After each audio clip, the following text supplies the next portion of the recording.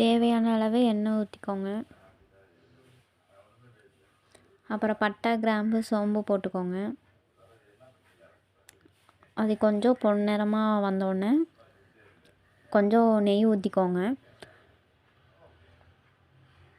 அப்புறம் வெங்காயம் போட்டுக்கோங்க. ஒரு 4 வெங்காயம், பெரிய வெங்காயம் போட்டுக்கோங்க.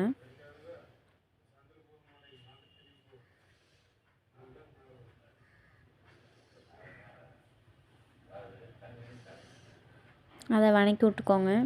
நல்லா பொன்னிறம் வர வரைக்கும் வதக்கிட்டே இருங்க. அப்போ தான் கொஞ்சம் டேஸ்ட்டாக இருக்கும் பிரியாணி.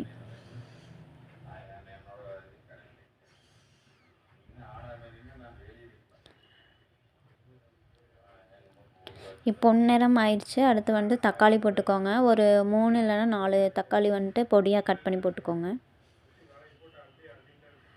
அப்புறம் 3 பச்சை மிளகா போட்டுக்கோங்க, காரத்துக்கு ஏற்ற மாதிரி.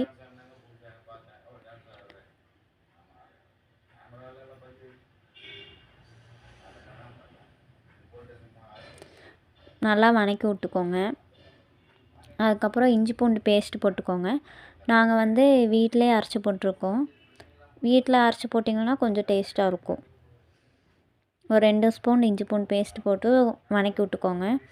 நல்லா பச்சை வாசனை போகிற வரைக்கும் வதக்கிக்கோங்க.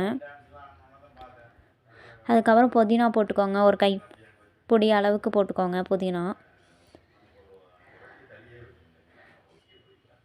போட்டு வதக்கி விட்டுக்கோங்க. அதுக்கப்புறம் பிரியாணி மசாலா 2 ஸ்பூன் போட்டுக்கோங்க.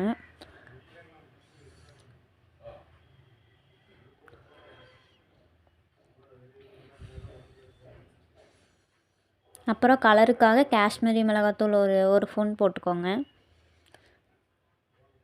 இது வந்துட்டு ஆப்ஷன் தான், உங்களுக்கு வேணும்னா போட்டுக்கோங்க, இல்லைன்னா விட்டுருங்க. அதுக்கப்புறம் கரம் மசாலா 1 ஸ்பூன் போட்டுக்கோங்க. அப்புறம் எல்லாத்தையும் சேர்த்து கொஞ்சம் மிக்ஸ் பண்ணுங்கள்.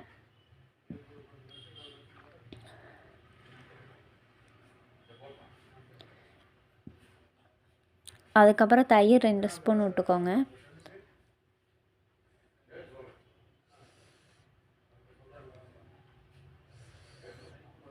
எல்லாத்தையும் சேர்த்து ஒரு நல்லா வதக்கி விடுங்க.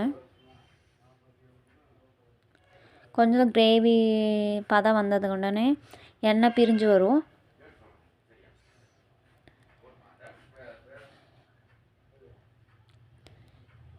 எண்ணெய் பிரிஞ்சு வந்தோடனே அரிசி போட்டுக்கோங்க. நாங்கள் வந்துட்டு 1 டம்ளர் அரிசி எடுத்திருக்கோம்.